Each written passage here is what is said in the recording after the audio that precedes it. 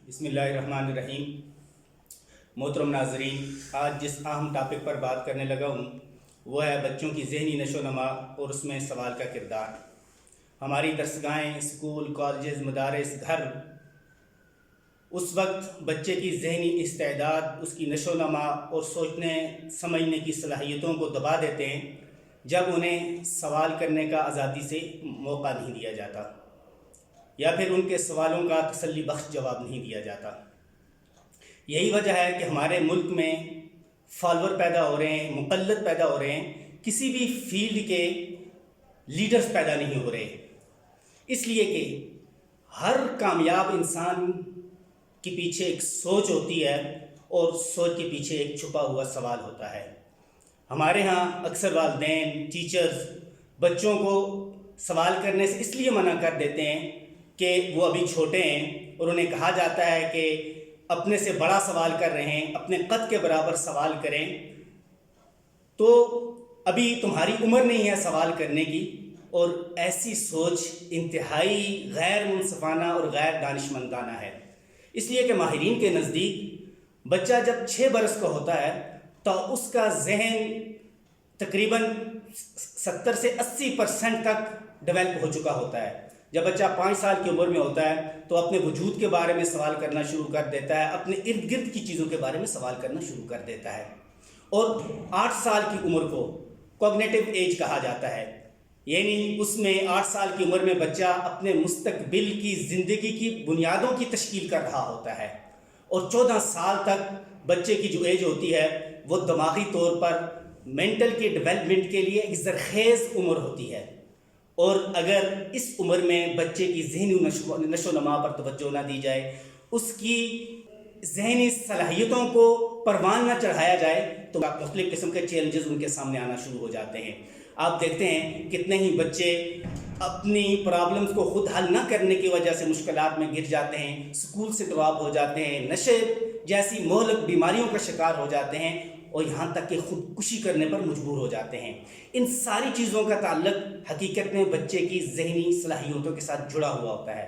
سقراط ایک دفعہ اپنے ایک دوست کے ساتھ جا رہا تھا تو اس نے ایک کمہار کو دیکھا جس کے ہاتھ میں مٹی کا ایک پیڑا تھا، اور اس نے اس کو ڈھائی پر رکھا، چاک پر رکھا تو اس سے ایک برتن بن گیا۔ تو اس نے سوچا یہ کیسے ممکن ہو گیا؟ تو اس نے نتیجہ اخذ کیا کہ اصل میں جو یہ برتن کی تصویر ہے یہ کمہار کے ذہن میں پہلے سے موجود تھی، اور اس نے اپنے ہاتھ کی مہارت سے اس ذہن میں جو تصویر موجود تھی اس کو ایک خوبصورت برتن کی شکل میں ڈھال دیا۔ یہی بالکل ایسا ہی ہوتا ہے بچوں کے ساتھ۔ بچے جو چھوٹی عمر میں جس طرح کا وہ سوچتے ہیں، جس طرح کی اسکول، پیرنٹس، انسٹیٹیوٹ ان کی سوچ کو ڈیولپ کرتے ہیں، ان کی ویژن کو بناتے ہیں، بچے عملی زندگی میں اسی طرح ہی پرفارم کرتے ہیں۔ اس لیے ضروری ہے کہ بچوں کی ذہنی صلاحیتوں کو پروان چڑھانے پر انتہائی توجہ دی جائے، ورنہ ہمارے لیے آگے بڑھنا انتہائی ناممکن ہے۔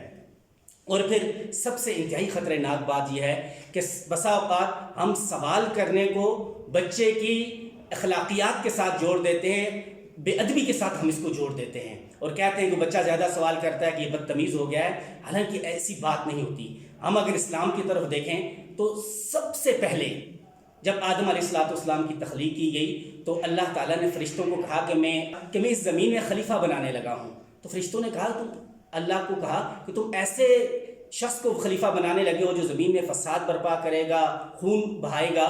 تو اللہ تعالیٰ کو کہنے لگے کہ اگر تسبیح اور تحمید کرنا مقصود ہے تو ہم کافی ہیں۔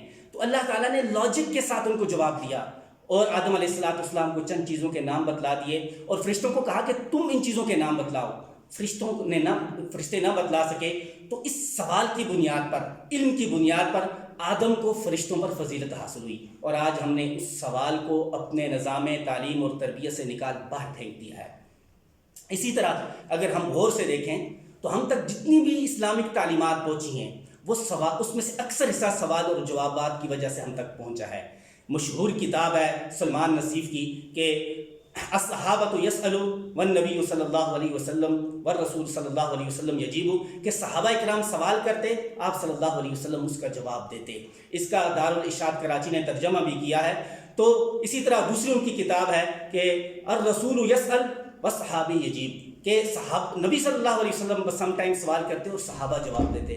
ہم تک جتنی بھی تعلیم پہنچی ہے یہ سوال اور جواب کے نتیجے پر پہنچی ہے, اور آج ہم نے اس کو نظام تعلیم و تربیت سے نکال باہر پھینک دیا ہے. اور یہ بات توجہ کرنے کی ضروری ہے کہ بچوں کی جو تعلیم ہوتی ہے, ارلی ایجوکیشن ہوتی ہے, اس میں لیکچر کا کوئی کنسیپٹ ہی نہیں ہوتا. اس میں ایکٹیویٹی بیسڈ لرننگ ہوتی ہے, پلے بیسڈ لرننگ ہوتی ہے. ٹیچر بچوں سے سوال اور جواب کرتے ہیں, ان کی ذہنی صحت کا خیال رکھتے ہیں, ان کی جسمانی صحت کو پروموٹ کرتے ہیں. اور سب سے اہم بات یہ ہے کہ ہمیں اس چیز پر توجہ دینی چاہیے جس طرح ہم بچوں کی جسمانی صحت کا خیال کرتے ہیں. بچوں کو کہیں پھوڑا نکل آئے, ان کی اسٹینڈرڈ گروتھ نہ ہو, ان کا قد نہیں بڑھتا, ان کا جسم کمزور ہوتا ہے, تو ہم ڈاکٹرز کے پاس لے کر جاتے ہیں, پیروں فقیروں کی درگاہوں پہ لے کر جاتے ہیں, ان کا علاج معالجہ کرتے ہیں. اسی طرح جسمانی صحت سے بھی زیادہ بچے کی ذہنی صحت کی ضرورت ہوتی ہے.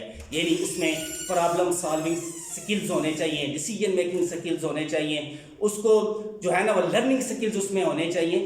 ادروائز اگر اس کی طرف توجہ نہیں دیں گے تو ہمارا معاشرہ کبھی بھی نہ بچہ آگے بڑھ سکتا ہے نہ قوم آگے بڑھ سکتی ہے, اور پھر اسی طرح ہم زمانے کے پیچھے بھاگتے رہیں گے اور زمانہ ہم سے بہت آگے بھاگتا رہے گا. اس لیے اس کی طرف توجہ دینے کی ضرورت ہے. Thank you.